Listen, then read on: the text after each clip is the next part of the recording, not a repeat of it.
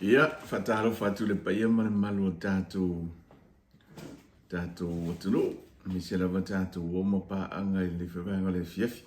Lea whatu atau no umai tātou whainga malanga mai Samoa, pio nanga i tuai. Ia ua whawha manatu ina leo nusu mai whatau sanga o le tātou tutotas. Ia ma lua vai aso mna i aso le sa i Samoa. Ia leo watau no umai whainga malanga o fiafi o se o tō lua. Ia fia foi mau. Ia fia o malava ia fia foi se fa na quero po fia mo como que po. Ia me sili faafetai le tu ela lave inga man puipuinga le utoe te liu mal fainga malanga. Ia o fa peona ia mai uma.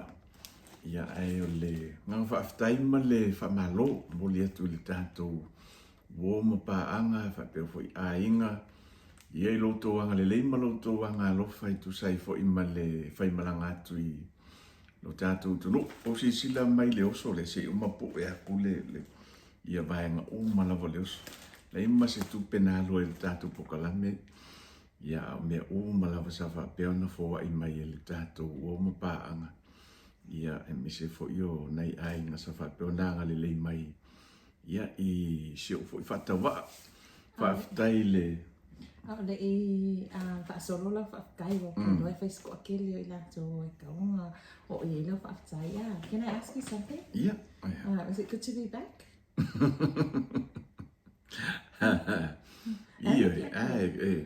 It's always good to be back. Good to have you back home. Yeah, faafetai wa ai ko e fifia What was the highlights o la malanga? Yeah, kei lo le o mafukanga ia nei o tātou tangata fo ie sa whapea o ngā leo lango. Ka ko vai ngā whai supporters ale fast whapea na malanga atu mawa ia le fia o Samoa atoa i le whailonga ina o le tutotas. Okay. So, e masisi highlights o la malanga ese mai le tutotasi. Isi vahenga o ia mafutanga foi ma na iwo foi Paaga e misi foi o pai o whainga luenga Ekalesia sa faapea le lei ia malaudia foi ia se o whatawa ia i mafutanga foi e stasio le Ekalesia SDA Alafua so Faafeagaiga ia Pastor Tino ia male faletua so te tai malo sosani ia le malo le Ekalesia Alafua. Oh man. Oh kai so le Faafeagaiga lava loko anga le loko olofa ke le mea ai. No mai ke kalo fai ile faalo fo imale amana ia le mea o se mea silion ka wa i mai le au ka ia ile la fo e ka le sunga Faafeagaiga ma fatua ia pesa faafetai faafetai le mano le Ekalesia ma fia fo ele ma te lo le wa mai ona tatu talnom fasoa matu fo ia le ngang faafetai lau sunga Faafeagaiga ia me se fo le sunga tai mo social senga to ina malo le Ekalesia e mata faletas lo to wanga le le malo to lo fa sa faapea ona whailoa ia lai ia i loto wanga le loto au so se mea so se vaenga sa auto faapea ona uto foa ia le ngaka foi le mangkolo ke la koine fiu ke ia le ke kus ia sa faapea lava na to faafo ia e ko sa lava sunga Faafeagaiga ko e mai le ia loko wanga le ia wo mo so foi la ko e faise fite na inga male ia male o na le tua ia nei te faapea o le tali faaloalo e moli ke le ako le faafetai Tele lava pa io le Ekalesia ia le tua o lo ia le sosia matoi male tamao ainga ia ina ia to faafo ia tu lo to wanga le ma lo to ma ia e pe no to anga le mai ia i lo fatawa faafetai le sama wa le sa ko mafuka fo ina ngai si fai au ia ke lo le po o umale nisi o vaenga fo i o le sisinga fua. Ia wala ulia loa o le sunga faafeagaiga ia ma le faletua. Ia masi o ango fo i a lau fiso suia ma le faletua. Ia mako mafuka le pōlea. Ia sunga faafeagaiga ia pasta moi a ti pasa ma le faletua. Ia faapea fo sunga ia tunianga ia le i pa watu ia le faletua ia o te lono le o no fahalo. Ia isen mana ia matou mafutanga i le afiafi ia le anga le leifo i male lofa tula isa koko le sanga o kumasunga i faafeagaiga le o sorry o le o makua number 1 ia faafetai tele lava faamuia le tua le foai ia sunga fo ia pasta mose ia a haro ma le faletua ia faapea fo ia nga foai mai fo ia loko kamau ainga le anga le lei faasoa mai mo lo tangata faataua ia e fiu a fo ngale kau ke a kung kau faise mea ia awange ia ai o mai lava ia sunga i faafeagaiga sa ili mai me lo o foi ma ia o ke i le tae au i le aulia ia la kau faila o moi o le ia fakan malo motonga hotel ia tu sunga faafeagaiga ma fatua ia ma mea fo i le anga le lei faapeaoga ia soasoagi mai fo i faiga malanga Lai loa lava. Faafetai lava pasta ma faletua, pastas ia mana i o tō faletua ia. Wai lava nge ka malo fa ele ai ko sunga i faafeau, faafeagaiga ia faafetai tele lava i lo o tō maau. Ia ke rola ka la ako de ke mention mo tonga le sa e no foi fa lona ia i mo tonga ia ia faafetai tele lava i le o le ia ke ngofa mavo fapo ai ia le poi fo ia tangata faatauva manga ia mai fo ia se o fo i faatauva sunga le fionga ia lupe matasila to susulu ia marfatua ia mise fo ia le pulenga motonga yang ale lei mai luo loa ia iste ele i se fa mo so ngale se i uma la ku ka ko pokala ia kama ia makoko pe pakoko la le anga le lei mai le sunga ia le fionga ia lupe matsila le fionga le pule le motonga ia mise fo faletua ia faafeagaiga le lava uso le anga le lei ia faafetai fo le amana ia o lo fo i faatauva ia oka ia ese se ke wangalo ia o le las machi alalo ke tau machi ke tau your dog wants your attention o le faafetai muli lava faafekai se uso tarenga ia fiu ma le faletua ma le nofo alo ia le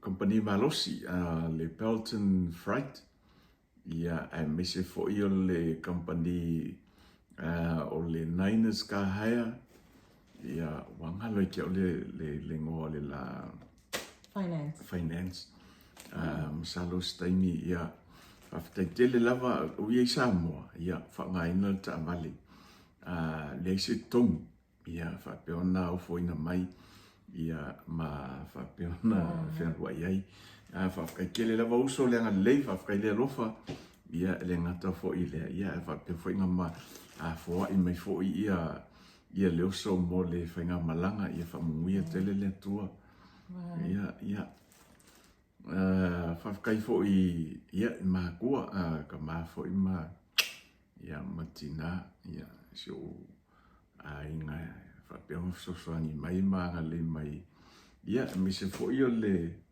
ia le uso se utolua ia ma talaiga ia te vanga ia sunga foʻi le faafeagaiga faafeagaiga lava mo le aga lelei ma mea uma lava ia peke ua misi se sisona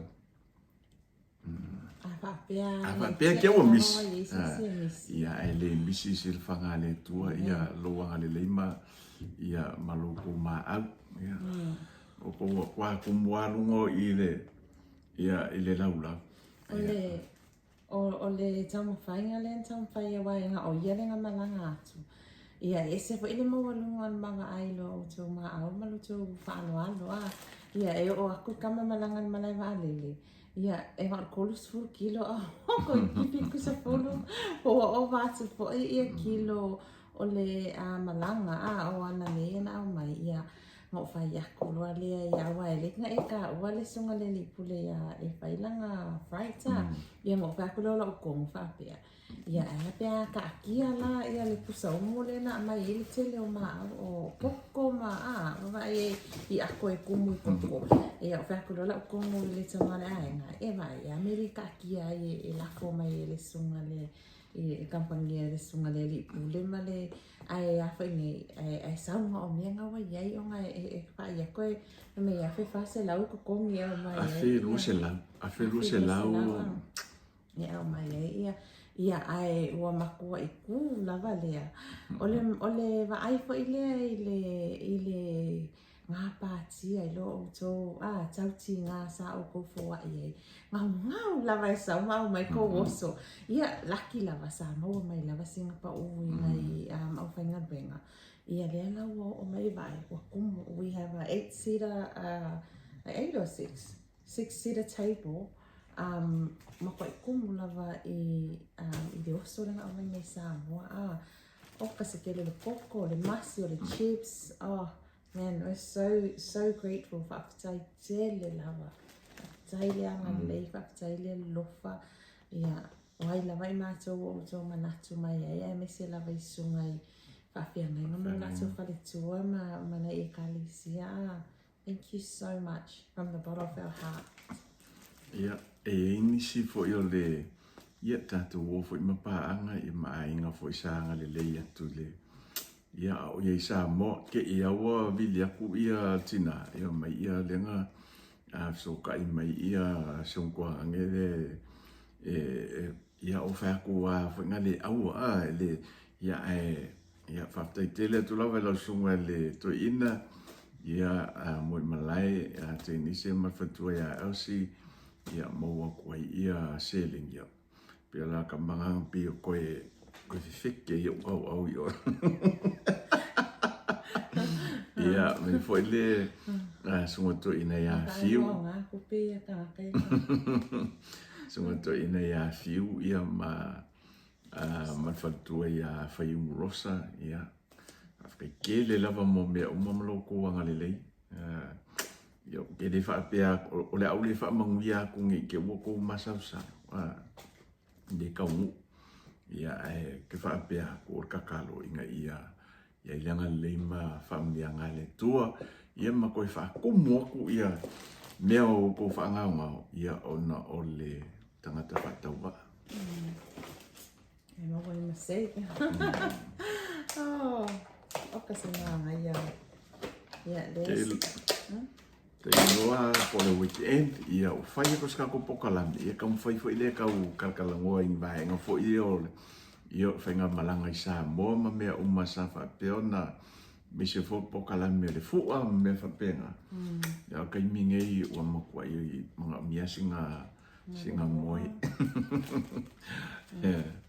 se whakai ole oso I like that whakai ke le lava mo mea Faafetai fo i Samoa ia lau tau lango faapea sa le sa ko mai mo inga ia ngi se tamo whainga vai fo ia le Samoa finau o ia i Samoa ia whaamungu ia ke le aku lea ia le tua sa o lea vai lau ko lango I know that you can if I kapu kalame and then we touch but I just want to say they silikia lava i lato our true followers away on me sawa you were just a short like a small media compared to Ekalesia media kikele lesa family live stream Samoa and you know there were a lot of options e makamaka e pe mai moa tuai but mai tau wina lava e iai lava ia true supporters and followers for Samoa Finau. Tusa lava pe fa'ale tonu mai ia wa gele for a technical issue. You remained, you stayed with us, and you supported us all the way through, which is we appreciate you all. And God bless you all. Thank you so much. Faafetai ile lango ia male support o le katawaa for ia le e pio na malanga tama I Samoa. But right now, we're going to enjoy all of these goodies from home. Thank you so much. Thank you again.